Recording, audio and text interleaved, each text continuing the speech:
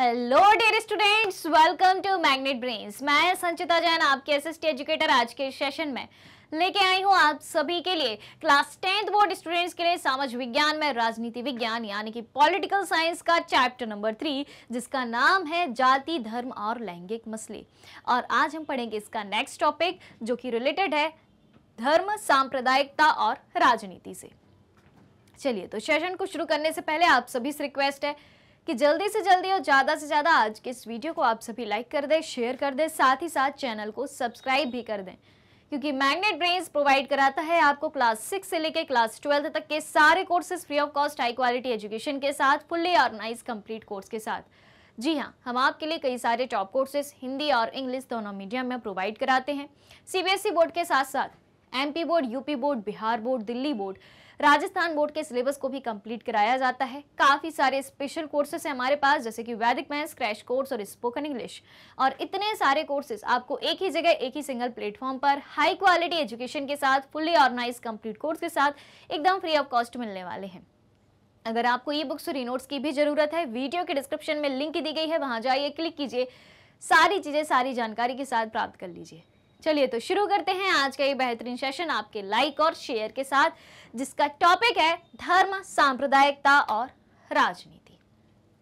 ठीक है, हम भारत देश की बात करें तो भारत देश में कई सारे धर्म पाए जाते हैं, कई सारे धर्मों को मानने वाले लोग रहते हैं, जैसे कि हिंदू, मुस्लिम, सिख, ईसाई, जैन, बौद्ध, पारसी, कई सारे। और उन धर्मों के अंदर भी कई सारे संप्रदाय होते हैं। ठीक है, कई सारे संप्रदायों को मानने वाले लोग रहते हैं। तो बस उसी से संबंधित बात आज हम करने वाले हैं कि धर्म और संप्रदाय का राजनीति में क्या रोल है। क्या धर्म और संप्रदाय राजनीति से अलग है या राजनीति इन सब से अलग है? क्या ये सारी चीजें एक दूसरे में इन्वॉल्व तो नहीं हो जाती हैं? अगर इन्वॉल्व हो जाती हैं तो इन सब का राजनीति पर क्या असर पड़ता है और उसका पूरे देश पर क्या असर पड़ता है? तो चलिए समझते हैं। पहली बात यहाँ पर कही गई है कि धर्म को राजनीति से कभी अलग नहीं किया जा सकता। क्या कहा है? धर्म को राजनीति से कभी अलग नहीं किया जा सकता। और ये स्टेटमेंट किसने दिया है? बापूजी ने दिया है, महात्मा गांधी ने दिया है। तो महात्मा गांधी ने ऐसा क्यों कहा कि धर्म को राजनीति से कभी अलग नहीं किया जा सकता? चलिए समझते हैं क्यों कहा गांधी जी ने ऐसा। गांधी जी के अनुसार धर्म हिंदू धर्म या इस्लाम जैसे किसी भी धर्म विशेष से संबंधित नहीं था। गांधी जी ने क्या कहा था कि धर्म हिंदू धर्म या इस्लाम जैसे किसी भी धर्म विशेष से संबंधित नहीं था। लेकिन अब गांधी जी की धर्म से संबंधित परिभाषा क्या कहती है, गांधी जी के धर्म से रिलेटेड विचार क्या थे, वो इसमें हमें समझने को मिलेंगे। ठीक है, लेकिन नैतिक मूल्य जो सभी धर्मों को सूचित करते हो। क्या कहा है, ध्यान से सुनना। गांधी जी के अनुसार धर्म हिंदू या इस्लाम धर्म जैसा कोई धर्म नहीं है। ठीक है, हिंदू हो, चाहे मुस्लिम हो, चाहे जैन हो, चाहे बौद्ध हो, चाहे पारसी हो, सिख हो, कोई भी हो। धर्म का मतलब ये अलग अलग धर्म नहीं है। गांधी जी का धर्म से मतलब था नैतिक मूल्यों से। धर्म मतलब क्या? नैतिक मूल्य। धर्म का सीधा मतलब वे किसको मानते थे? नैतिक मूल्यों को। ठीक है, रिलीजन किसको रिप्रेजेंट करता है? रिलीजन जो है इथिकल वैल्यूज को रिप्रेजेंट करता है। ऑलराइट, अब ये नैतिक मूल्य क्या क्या होते हैं? जैसे कि नैतिक मूल्यों की अगर हम बात करें तो सत्य, अहिंसा, ये सब क्या है? ईमानदारी, ये सब क्या है? ये सब है क्या? एथिकल वैल्यूज है। हमें हमेशा सत्य बोलना चाहिए, हमें किसी को दुख नहीं पहुंचाना चाहिए, हमें चोरी नहीं करनी चाहिए, हमें अहिंसा का पालन करना चाहिए, हिंसा नहीं करनी चाहिए, हमें अपना काम ईमानदारी से करना चाहिए, हमें अपना काम समय पर करना चाहिए, किसी भी व्यक्ति को किसी के अधिकार से वंचित नहीं रखना चाहिए। ये सब क्या है? एथिकल वैल्यूज है, अच्छी बातें हैं, सदाचार है जो हर व्यक्ति को अपनाना चाहिए। तो गांधी जी ने इसीलिए कहा था कि धर्म को राजनीति से कभी अलग नहीं किया जा सकता, क्योंकि वो धर्म किसी धर्म विशेष को नहीं मानते थे कि ये हिंदू धर्म की, बौद्ध धर्म की, सिख की, मुस्लिम की, ईसाई की, जैन की, बौद्ध की, पारसी। वो धर्म को जोड़ते थे नैतिक मूल्यों से। और राजनीति की अगर हम बात करें तो राजनीति में, किसमें, राजनीति में इन्हीं इथिकल वैल्यूज की, इन्हीं नैतिक मूल्यों की जरूरत है। यानी कि नैतिक मूल्य रूपी धर्म की जरूरत राजनीति में होती है। बात आई समझ में? इसीलिए धर्म को राजनीति से कभी अलग नहीं किया जा सकता। क्लियर हो रही है बात? तो राजनीति को धर्म से लिए गए नैतिक मूल्यों द्वारा निर्देशित होना चाहिए। किसी भी देश का पॉलिटिकल सिस्टम कैसा होना चाहिए, किसी भी देश की राजनीति कैसी होनी चाहिए, और नैतिक मूल्यों पर आधारित होनी चाहिए। वो नैतिक मूल्य जो हर धर्म में है।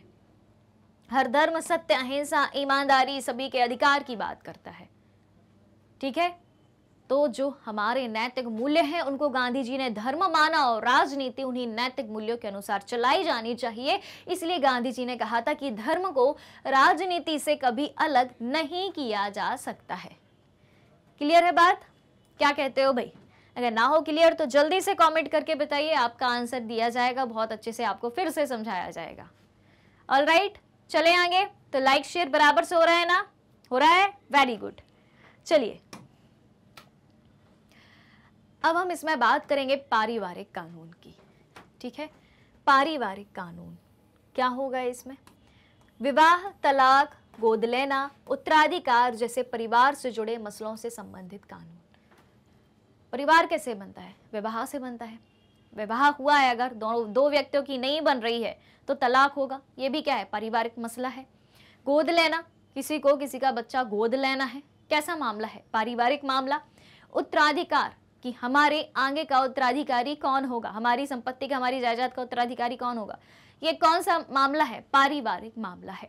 ठीक है, तो विवाह, तलाक, गोद लेना और उत्तराधिकार जैसे परिवार से जुड़े जो मसले होते हैं, जो बातें होती हैं, उनसे संबंधित कानून कहलाते हैं पारिवारिक कानून। और हर एक चीज के लिए, इन हर एक चीज के लिए हमारे देश के संविधान में कानून है। ठीक, फिर अब हम बात करते हैं किसकी? सांप्रदायिकता की। धर्म की बात करी हमने, अब हम देखते हैं किसको? सांप्रदायिकता को। सांप्रदायिकता क्या होती है? जब किसी धर्म के मानने वाले लोग, किसी भी धर्म को मानने वाले लोग अपने धर्म को दूसरों के धर्म से श्रेष्ठ समझने लगते हैं। सांप्रदायिकता क्या कहलाती है? सुनना, सांप्रदायिकता का कंसेप्ट क्या कहता है कि जब किसी धर्म को मानने वाले लोग, ठीक है, मान लो ए धर्म को मानने वाले लोग हैं और एक बी धर्म को मानने वाले लोग हैं। ठीक है, तो ए धर्म को मानने वाले लोग बी धर्म के लोगों से खुद को श्रेष्ठ समझने लगे कि भाई हम श्रेष्ठ हैं और ये क्या है? ये हीन है। यानी कि अपने धर्म को ऊंचा समझना, दूसरों के धर्म को नीचा समझना, कम समझना, सिर्फ अपने ही धर्म को प्राथमिकता देना, प्रायोरिटी देना कि हमारा धर्म ही श्रेष्ठ है, हमारी मान्यताएं श्रेष्ठ है, हमारे धार्मिक रीति रिवाज ही श्रेष्ठ हैं। इस बात को क्या कहा जाता है? सांप्रदायिकता। यानी कि सांप्रदायिकता एक कैसा विचार है? कैसा विचार है? सकारात्मक है या नकारात्मक है? तो सांप्रदायिकता एक नकारात्मक विचार है। ठीक है, कि जब किसी धर्म के मानने वाले लोग अपने धर्म को दूसरों के धर्मों से श्रेष्ठ समझने लगते हैं तो उसे क्या कहा जाता है? सांप्रदायिकता कहा जाता है। अब देखो, सांप्रदायिक राजनीति के विभिन्न रूपों की हम चर्चा करें। किसकी? सांप्रदायिक राजनीति के विभिन्न रूपों की। तो पहली बात क्या है कि कट्टरपंथी विचारधारा वाले लोग होते हैं, क्योंकि सांप्रदायिकता की परिभाषा क्या है कि जब किसी एक धर्म को मानने वाले लोग दूसरे धर्म को क्या समझने लगे? नीचा समझने लगे, यानी कि सिर्फ अपने धर्म को ही श्रेष्ठ समझे। तो जब कोई अपने धर्म को श्रेष्ठ समझेगा यानी कि वो कट्टरपंथी है कि सिर्फ हमारा धर्म ही श्रेष्ठ है, हमारे मूल्य मान्यता ही श्रेष्ठ है, यानी कि वो अपने धर्म को लेकर बहुत ज्यादा कट्टर है। तो सांप्रदायिक राजनीति के विभिन्न रूपों को अगर हम देखें तो इसमें कट्टरपंथी विचारधारा वाले लोग रहते हैं। अब सांप्रदायिकता को राजनीति से हम जोड़ रहे हैं। ठीक है, फिर धार्मिक आधारों पर मतों का ध्रुवीकरण हो जाता है। जैसे कि मान लो 4 पॉलिटिकल पार्टी हैं, 4 राजनीतिक पार्टियां हैं, ए, बी, सी, डी। अब ए राजनीतिक पार्टी में मान लो कि डब्ल्यू रिलीजन का कोई व्यक्ति खड़ा हुआ है, चुनाव में प्रत्याशी है, ठीक है। यहां पर भी, एक मिनट, यहां पर यू खड़ा है, यहां पर बी खड़ा है, यहां पर डब्ल्यू खड़ा है, ठीक है। क्लियर हो रही है बात? तो यहां पर यू रिलीजन को मानने वाला है, यहां पर वी रिलीजन को, यहां डब्ल्यू रिलीजन को, यहां पर एक्स रिलीजन को मानने वाला व्यक्ति खड़ा है, तो क्या होगा? जो व्यक्ति, जो जनता जिस रिलीजन की है, वो प्रायोरिटी ये देगी कि भाई साहब हमारे धर्म का व्यक्ति जीते। तो ये क्या है? धार्मिक आधार पर मत बट गए। पॉलिटिकल पार्टी ए को यू रिलीजन वाले व्यक्तियों ने वोट दिया, पॉलिटिकल पार्टी बी को वी रिलीजन वाले व्यक्तियों ने वोट दिया, पॉलिटिकल पार्टी सी और डी को डब्ल्यू और एक्स रिलीजन मानने वालों ने वोट दिया। तो ये क्या हुआ? धार्मिक आधार पर वोट बट गए। क्लियर? फिर धर्म के आधार पर लोगों को चुनाव में प्रत्याशी घोषित करना।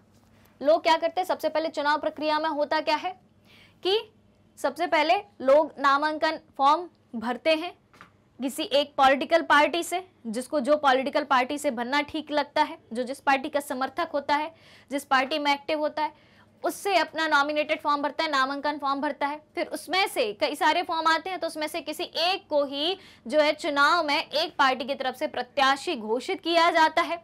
तो अक्सर ऐसा भी देखा जाता है कि धर्म के आधार पर लोगों को चुनाव में प्रत्याशी घोषित करना।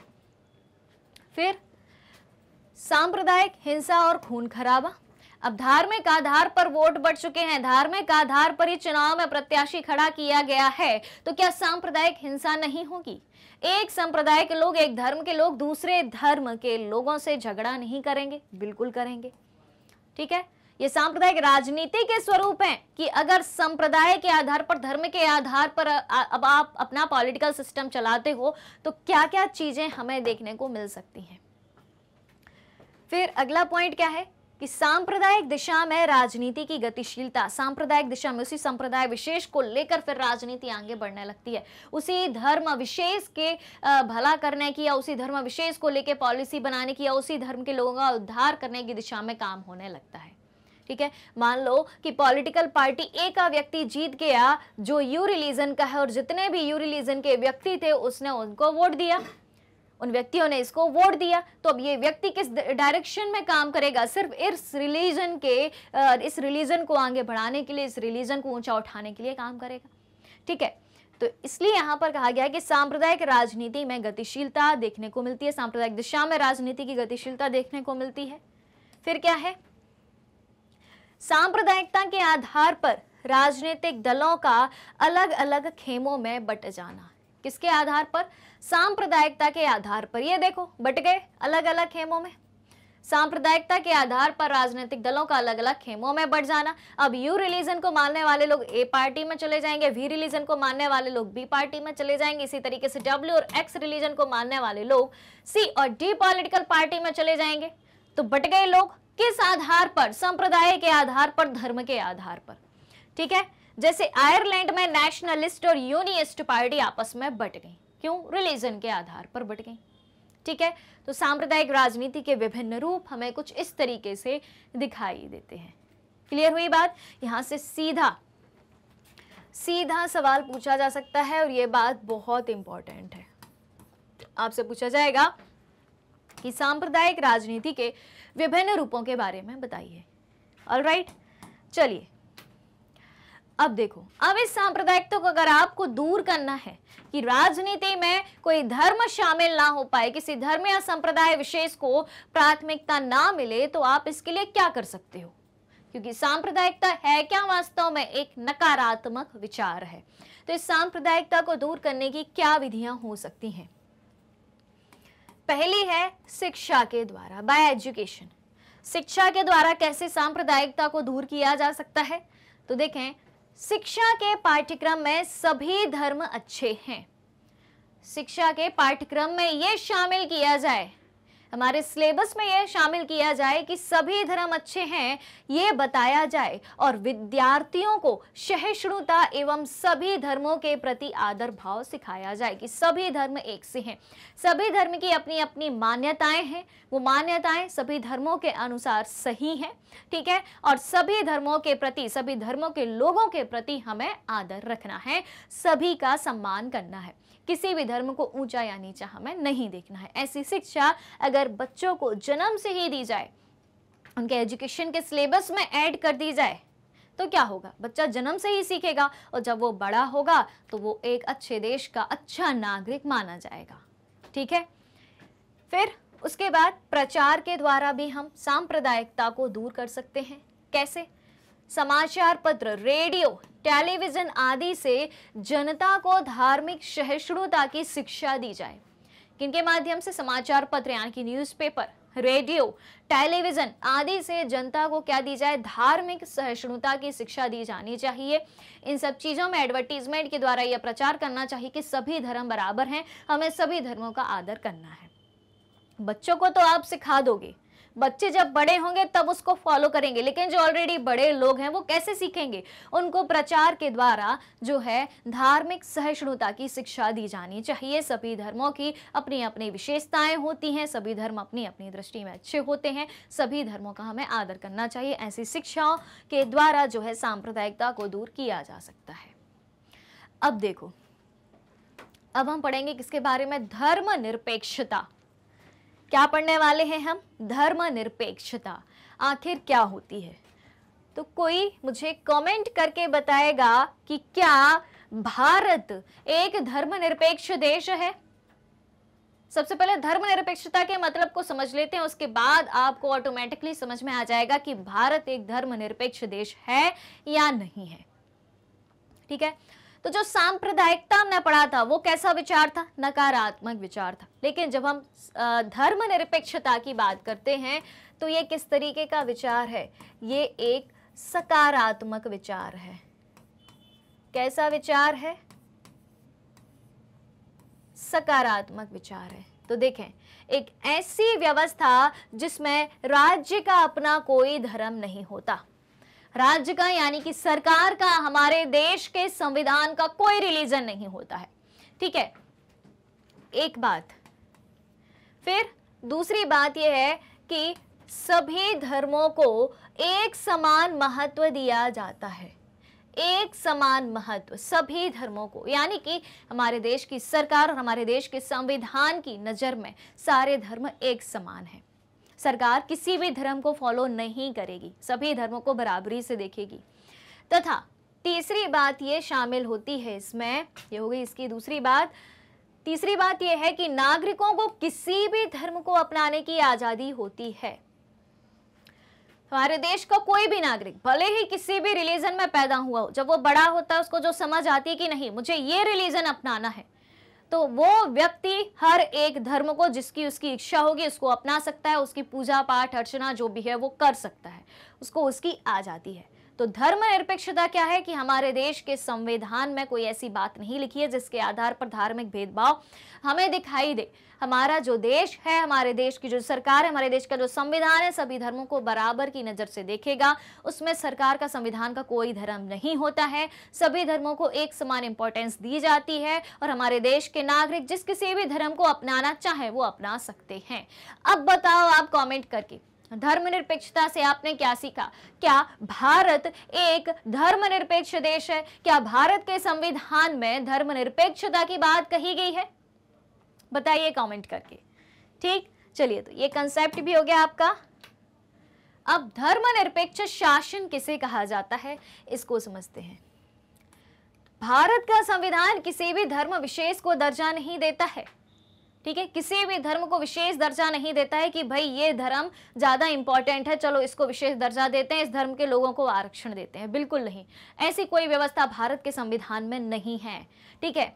किसी भी धर्म का पालन करने और प्रचार करने की हर एक व्यक्ति को आजादी होती है। जिस किसी भी देश में धर्मनिरपेक्ष शासन होता है, सभी धर्मों को बराबरी की दृष्टि से देखा जाता है, वहां पर किसी भी धर्म का आप पालन कर सकते हो, उस धर्म का आप प्रचार कर सकते हो, उस धर्म को अपना सकते हो, आपके पास आजादी होती है। फिर धर्म के आधार पर किए जाने वाले किसी तरह के भेदभाव को अवैधानिक घोषित किया जाता है। जी हाँ, अगर धर्म के आधार पर किसी के साथ कोई भी भेदभाव किया जा रहा है तो वो गलत है, अवैधानिक है, गैर कानूनी है, यानी कि इनवैलिड है। अगर धर्म के आधार पर किसी के साथ भेदभाव किया जा रहा है तो उसको सजा भी दी जाएगी। क्यों? क्योंकि भारत एक धर्मनिरपेक्ष देश है। फिर शासन को धार्मिक मामलों में दखल देने का अधिकार।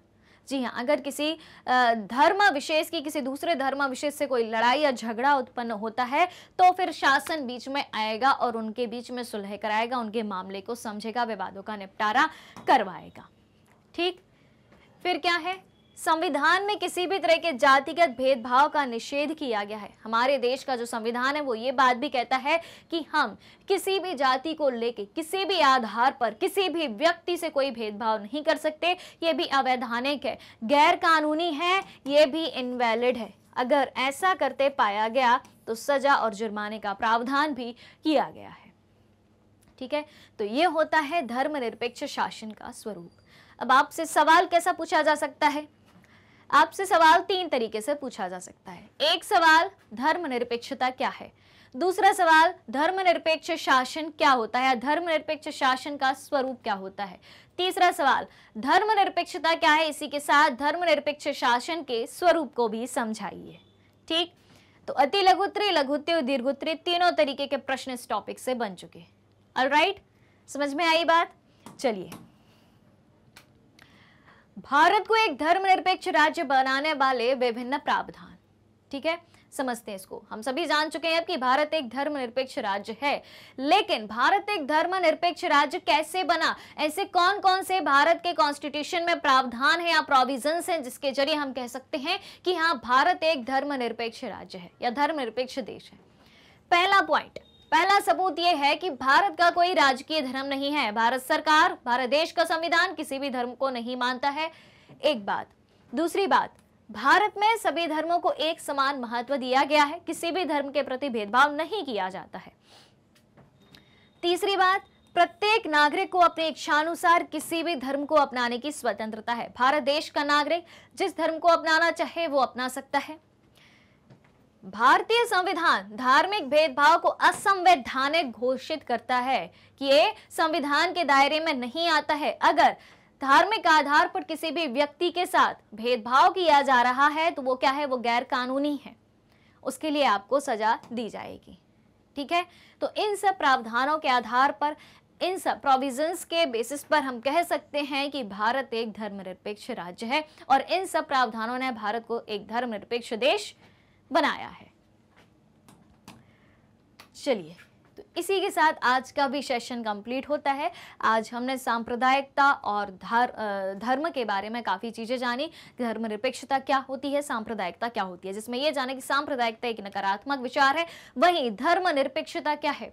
धर्मनिरपेक्षता एक सकारात्मक विचार है जो सभी धर्मों के समान महत्व की बात करता है और भारत कानूनी रूप से, संवैधानिक रूप से एक धर्मनिरपेक्ष देश है। चलिए, तो आज का सेशन यहीं पर खत्म होता है। जल्दी से नोटिफिकेशन बेल आइकन को प्रेस कर दीजिए ताकि जैसे ही नेक्स्ट वीडियो आता है आपको तुरंत उसका नोटिफिकेशन मिल जाए और आप हमारे सेशन को तुरंत ही ज्वाइन कर पाएं। तो अगर आप हमारे डेली के लाइव सेशन और रिकॉर्डेड सेशन से जुड़ना चाहते हैं, सारी चीजें उपलब्ध है मैग्नेट ब्रेन्स के यूट्यूब चैनल, वेबसाइट और एप्लीकेशन पर। मैग्नेट ब्रेन्स इंडिया का number 1 100% free online education platform है। इसके अलावा अगर आप ई बुक्स और ई नोट्स भी चाहते हैं, उसकी लिंक भी वीडियो के डिस्क्रिप्शन बॉक्स में दी गई है, वहां से आप अवेल कर सकते हैं। सारी चीजें सारी जानकारी के साथ प्राप्त कर सकते हैं। हमारे पास आपके लिए कई सारे टॉप कोर्सेज हिंदी और इंग्लिश दोनों मीडियम में उपलब्ध हैं।